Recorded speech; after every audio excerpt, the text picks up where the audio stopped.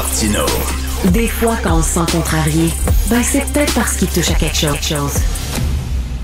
Éric Sauvé est ancien officier des Forces canadiennes et consultant en sécurité et défense. Et on va justement lui demander, suite à ce qui s'est passé aux États-Unis, parce que là, il y a des démocrates qui ont dit à des militaires américains, si jamais vous jugez que l'ordre que votre chef vous donne n'a pas de bon sens, c'est dans votre devoir de ne pas respecter cet ordre-là et de désobéir.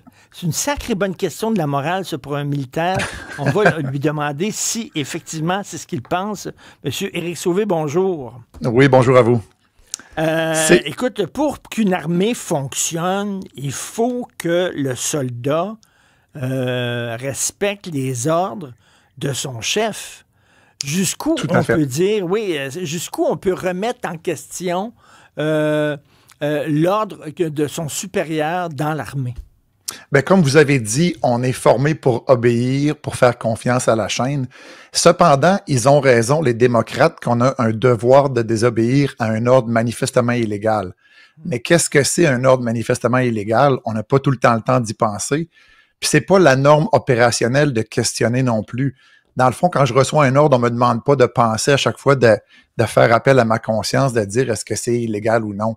Il faudrait vraiment, dans ma tête, que ce soit un ordre illégal, comme ça, par exemple, aller tirer sur des civils non armés, mettons. C'est clair qu'à ce moment-là, ça m'arriverait. Mais en 22 ans de service, jamais j'ai eu à me poser la question, est-ce que j'ai reçu un ordre légal ou illégal? En même temps, vous êtes des êtres humains, vous n'êtes pas des Stormtroopers là, dans Star Wars. Là, vous avez une conscience aussi. Là. Je comprends qu'un soldat, on prend un civil, on le déconstruit, puis on le reconstruit en soldat, mais on ne vous enlève pas le cerveau entre les deux oreilles. Non, c'est sûr, puis c'est normal, puis on veut pas non plus.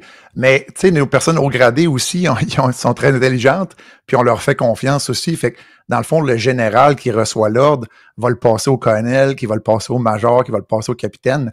Je suis qui, moi, à un certain moment donné dans la chaîne pour dire, moi, personnellement, j'ai un problème de conscience. Surtout quand le juge avocat général, normalement, a été impliqué dans la décision aussi. Tu sais, lui, il a dit au commandant, on supporte du côté légal l'ordre que vous avez donné. Mais ça peut arriver que, par exemple, le chef des armées, vous ne soyez pas d'accord avec lui, là, votre colonel ou votre général, je ne sais pas trop quoi, vous n'êtes pas d'accord avec lui, mais vous devez respecter le grade, c'est ça? Ça arrive très souvent qu'on n'est pas d'accord. Écoutez, non, mais sérieusement, l'état-major d'un commandant est là pour challenger le commandant.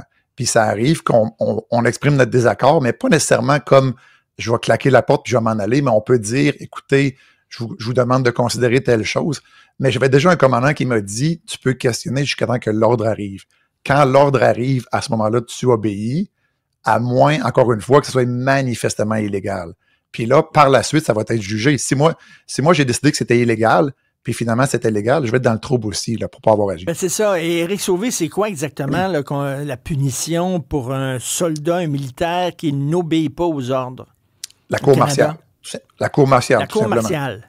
Ah, tout simplement, oui. C'est pas juste faire une garde de plus le soir. Là. Si tu n'obéis pas à un ordre, c'est une cour martiale, tu vas passer en cour devant un juge avocat, puis tu vas être jugé sur ta décision sur le champ. Wow! Et en terminant, si le Québec devient indépendant, est-ce que les Russes vont nous envahir? Est-ce que les Américains vont nous envahir?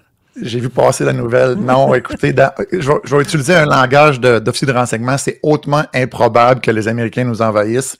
Je ne crois pas qu'il y ait des plans. Puis je ne crois pas non plus qu'ils se disent on voulait un 51e État, puis si le Québec se sépare, on va en avoir un au nord. Je pense pas que ça va arriver, non.